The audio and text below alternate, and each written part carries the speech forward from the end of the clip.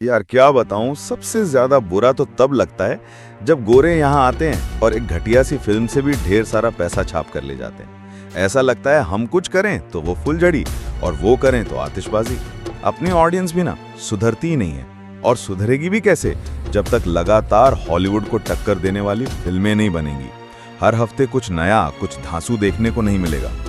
लगाओगे शर्त, एक तरफ रख लो अपने सुपरमैन, बैटमैन, स्पाइडरमैन को, और दूसरी तरफ रख लो मिनल, मुरली, भावेश जोशी और यूआई जैसी फिल्मों को। चलो उतना पीछे क्यों जाना, अभी इसी हफ्ते मलयालम फिल्म इंडस्ट्री से एक फिल्म आई है, सिर्फ 30 करोड़ में बनी है, लेकिन ऐसी है कि 300 करोड़ के हॉलीवुड प्रोजेक्ट को भी धूल चटा सकती है। और यार, हम इतनी मेहनत करके तुम्हारे लिए कंटेंट बनाते हैं और तुम एक लाइक भी नहीं करते। ये तो नाइंसाफी है बॉस, एक लाइक तो बनता है। लोका चैप्टर 1 खुद दुलकर सलमान ने प्रोड्यूस किया है, और वो इस फिल्म में हैं या नहीं ये मैं तुम्हें अभी नहीं बता सकती, क्योंकि इस फिल्म में जितने सरप्राइज छिपे हैं तुम सोच भी नहीं सकते। अच्छा, एक बात पहले ही बता दूं, ये फिल्म जहां भी देखना, जब भी देखना, पूरी देखना। एंड में एक पोस्ट क्रेडिट सीन भी है जिसे देखकर तुम्हारा मुंह खुला का खुला रह जाएगा। बिना किसी शक के मैं इस फिल्म को 2025 की सबसे जरूरी फिल्म कह रही हूँ, क्योंकि ये सिर्फ मलयालम इंडस्ट्री को नहीं बल्कि पूरे इंडियन सिनेमा को अगले 5-10 सालों में डीसी और मार्वल के लेवल तक आराम से पहुंचा सकती है।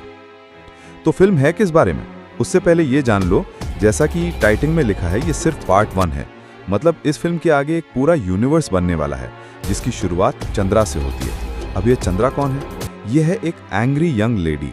अगर किसी कमजोर के साथ कोई बुरा आदमी बहुत बुरा करता है तो चंद्रा उसके रास्ते में चट्टान बनकर खड़ी हो जाती है। लेकिन मजे की बात तो यह है कि फिर न जाने कैसे कुछ दिनों में उस बुरे आदमी की मौत हो जाती है और उसकी लाश भी गायब हो जाती है, फिर कभी दिखाई नहीं देती। देखने से याद आया, चंद्रा जिस नए शहर में रहने आई है उसके ठीक सामने प्रेमलू में प्रेम करने वाले हीरो उसे चुपके चुपके बहुत देखते हैं, और फिर एक दिन वो आता है जब लड़का लड़की मिलते हैं। हीरो को तो जैसे पहली नजर में प्यार हो गया है, लेकिन क्या हीरोइन को भी हुआ है? बस यही पता करने के लिए वो एक दिन चंद्रा का पीछा करता है, लेकिन रास्ते में उसे जो दिखता है उसके बाद शायद वो ये डायलॉग कभी नहीं भूल पाएगा, अबला नहीं ये तो सबला है, ये स्त्री है, कुछ भी कर सकती है।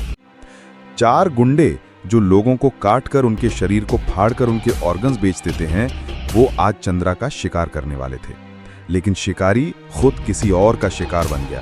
और ये मिस्टीरियस किलर जब पलटता है तो उसके चेहरे पर 2 अजीब से बड़े बड़े दांत दिखाई देते हैं, और वो उन चारों को फाड़कर उनका खून पी जाता है। वैम्पायर नाम तो सुना ही होगा। अब सवाल ये है कि आखिर क्यों इंसानों के बीच आकर एक वैम्पायर इतने बड़े बड़े क्रिमिनल्स का शिकार कर रहा है? और सबसे जरूरी सवाल तो हम भूल ही गए, उस प्रेमलू वाले आशिक ने चंद्रा को किस हालत में देखा कि वो खुद बेहोश हो गया?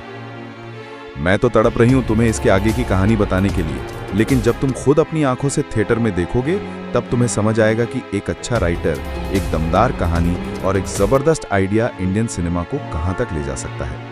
एकदम proper Hollywood super hero film जैसा काम किया है।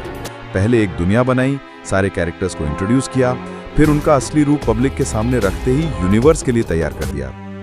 सोचो, कुछ ऐसे एक्टर्स जिन्हें हिंदी बेल्ट में या फिर मलयालम में भी ज्यादा लोग नहीं जानते, उनको स्टोरी में ऐसे पेश किया है कि उनसे बेहतर कोई एक्टर हो ही नहीं सकता था।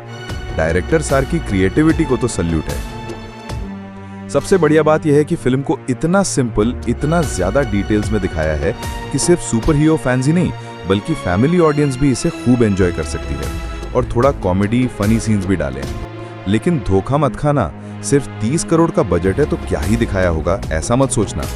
इस फिल्म के एक्शन सीन से लेकर विजुअल इफेक्ट्स और जबरदस्त एनिमेशन से वैम्पायर की पास्ट स्टोरी तक क्रिएट कर दी है। सच में फिल्म की क्वालिटी देखकर दिमाग हिल जाएगा। अगर तुम 30 करोड़ देकर नोलन को ऐसी फिल्म बनाने के लिए बोलोगे ना, तो वो भी चक्कर खा जाएंगे। ये हुआ तो हुआ कैसे? सिर्फ हीरो ही नहीं, सुपर हीरो के सामने एक विलन को भी खड़ा किया है। वो विलन क्यों है, कैसे बना, उसका क्या कारण है, ये सब समझाया है, एक एक डिटेल दिखाई है, कुछ मिस नहीं किया। बजट का एक एक पैसा निचोड़ लिया है, और फिल्म जिस तरीके से एंड होती है, लिटरली तुम शॉक्ड हो जाओगे। इस लेवल का सपना मलयालम इंडस्ट्री ने कैसे देख लिया, जबकि बॉलीवुड 400 करोड़ में भी टाइम पास कर रहा है। लोका एक ऐसी फिल्म है जो स्क्रीन पर खत्म होने के बाद तुम्हारे दिमाग में शुरू होगी। जैसे हॉलीवुड में होता है, वैसे इसके फ्यूचर को लेकर बहुत सारी थियरीज बनेंगी। जो काम कांतारा ने किया, 16 करोड़ का बजट और 400 करोड़ का कलेक्शन, वो लोका भी कर सकती है। बस मलयालम फिल्मों को जरूरत है तो इस फिल्म को सही ऑडियंस तक पहुंचाने की, इसका हिंदी वर्जन लाने की। कुछ भी करना, बस इस फिल्म का थिएट्रिकल एक्सपीरियंस मिस मत करना। तुम्हें पता भी नहीं है इंडियन सिनेमा ने क्या बना डाला है। बॉस, प्राउड फील करना चाहिए।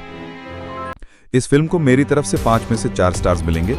Concept, casting, VFX, background music और climax plus post credit surprise सब ने दिमाग खोल के रख दिया है। नेगेटिव सिर्फ ये है कि जो लव एंगल दिखाया है वो उतना क्रिएटिव नहीं लगा, थोड़ा प्रेडिक्टेबल था और उस पर काफी टाइम खर्च हुआ, जिससे फिल्म थोड़ी लंबी हो गई। अगर अमेरिका के आइडिया को सही ढंग से इस्तेमाल करना है तो इस फिल्म के साथ करो। वादा है मेरा, तुम जो सोच रहे हो उससे 100 गुना बड़ी फिल्म देखने को मिलेगी। कमेंट करके जरूर बताना। Bye bye.